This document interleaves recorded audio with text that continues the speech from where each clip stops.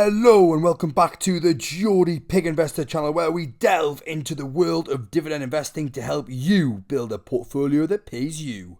Whether you're just starting out or looking to maximise your passive income, this channel is your go-to resource for strategies, insights and the tools you need to grow your wealth steadily over time.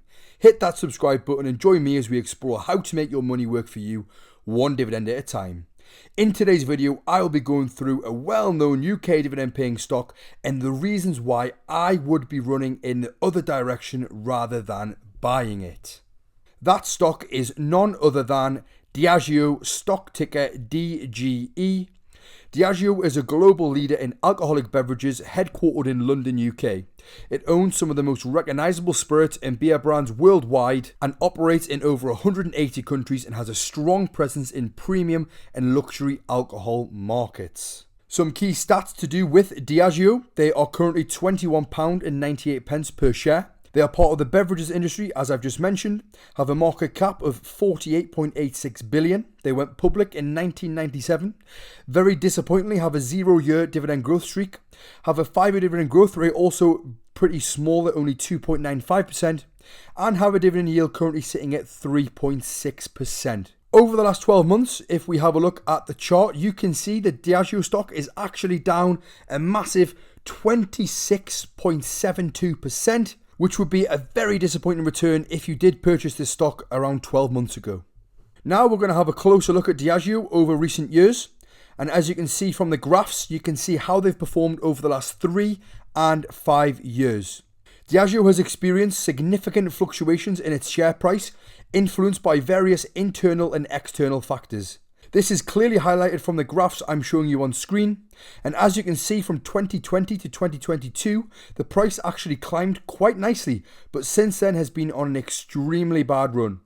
If you have held Diageo stock for 5 years, then you'd be around 20% down on your current position, and even with dividends included, you would still be slightly in the red, which is awful return considering the Vanguard S&P 500 ETF is up over 108% over the same period, and that's without even including the dividends for that particular ETF.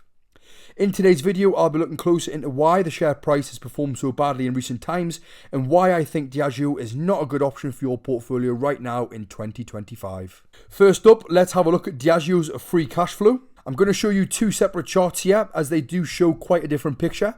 Their normal FCF chart, and then they're also adjusted for inflation FCF chart. From the normal FCF chart, it looks like Diageo has slowly increased cash flow over the last 20 years, with a peak in 2021, but still at 2.7 billion compared to 1.4 billion back in 2005. These aren't great numbers and only show a 5-year CAGR of 4% or a 10-year CAGR at 6%. But to hit home even harder, this is why it's important to look at FCF when adjusted for inflation to see if a company has truly been growing their FCF or not. When I show you the adjusted for inflation chart, you can see that it shows an even worse picture. Their FCF back in 2005 was 2.4 billion compared to only 2.7 billion right now. This also shows their true 10-year CAGR being only 3% and the 5-year CAGR being in the negative. Certainly not a very pretty viewing. Now, if we do look at some of the positives to this, they do still have a positive FCF and have not seen it go negative at all in the last 20 years, even through the financial crash in 2008. And as well as this, they do have a fairly healthy payout ratio, currently sitting at 58%. So you'd like to hope that they won't cut their dividends in the near future. But having said that, they did obviously recently cut them just last year. Now we're going to have a look at Diageo's most recent earnings call, which highlighted some key areas in the business. It's not all bad news for Diageo. The company reported 700 million in productivity savings, contributing to an improved gross margin in the latter half of the year. Achieved a record 2.6 billion in free cash flow, attributed to effective working capital management. Not only this, but they have market share stability, maintained or grew their market share in over 75% of net sale value across measured markets, indicating resilience in a competitive landscape, but that's the only positives I can take from their most recent earnings call. Now we're going to have a look at some of the more negative things that have come out in their most recent earnings call. The first one being sales and profit decline. Diageo experienced a 0.6% decline in organic net sales for fiscal 2024, with the Latin American and Caribbean regions noticeably underperforming. As well as this, operating profit decreased by 4.9% to just 3.2 billion in the second half of 2024. As well as this, you've got the withdrawal of growth targets. Due to uncertainties surrounding potential US tariffs and weakened demand in key markets, Diageo withdrew its long-standing sales growth targets, signalling caution about future performance. This really doesn't look very good for the company. And you've also got tariff-related risks. There is a potential 25% US tariff on imports from Mexico and Canada, which could impact Diageo's products, especially tequila, potentially leading to a $200 million profit reduction. This is especially alarming now that Trump is president in the US. In response to this, the company is considering measurements such as preemptive stockpiling and supply chain optimization to mitigate potential impacts, but this would be more of a short-term fix and it still would lead to longer-term issues. Some further concerns I have with Diageo is their financial performance and market dynamics. Between 2022 and 2024, Diageo saw revenue decline. It decreased by 1% from 20.5 billion to 20.3 billion, and this decline is attributed to high inflation and weakened consumer demand. You've also got analyst downgrades. In September 2024, Jefferies downgraded Diageo from buy to hold and reduced its price, reflecting concerns over the company's growth prospects. This is just one example of many different analysts feeling rather bearish on the company with all the current issues. You've also got the regulatory and geopolitical risks. As we previously mentioned, the tariff uncertainties means Diageo has expressed concerns over potential US tariffs, leading the company to withdraw its medium-term guidance due to weak demand in key areas and tariff-related uncertainties. Not only this, but the company faces risks from public health regulations, potential trade barriers, and increased taxation, which could adversely affect its financial performance.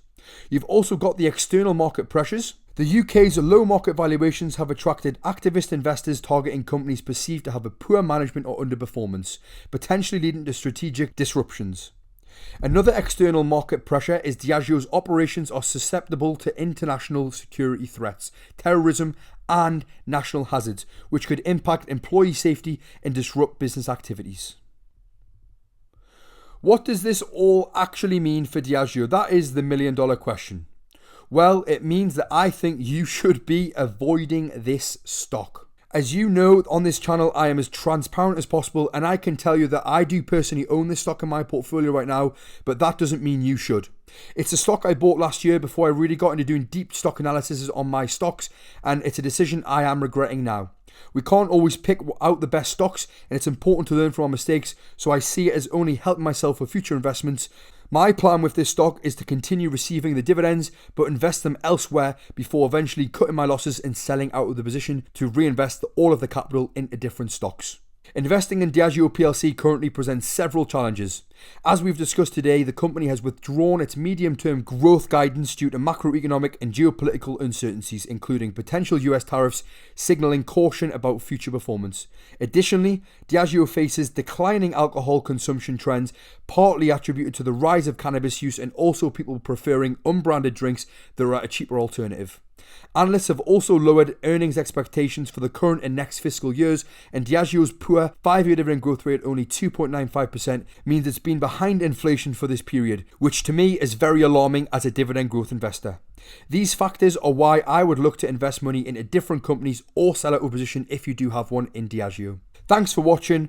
If you're building a portfolio for passive income and financial freedom, don't forget to like, subscribe, and hit the bell notification so you never miss an update.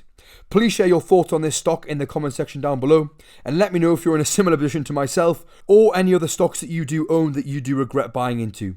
Until next time, keep compounding and stay patient in the market because your future self will thank you. For now, this is the Geordie Pig Investor, over and out.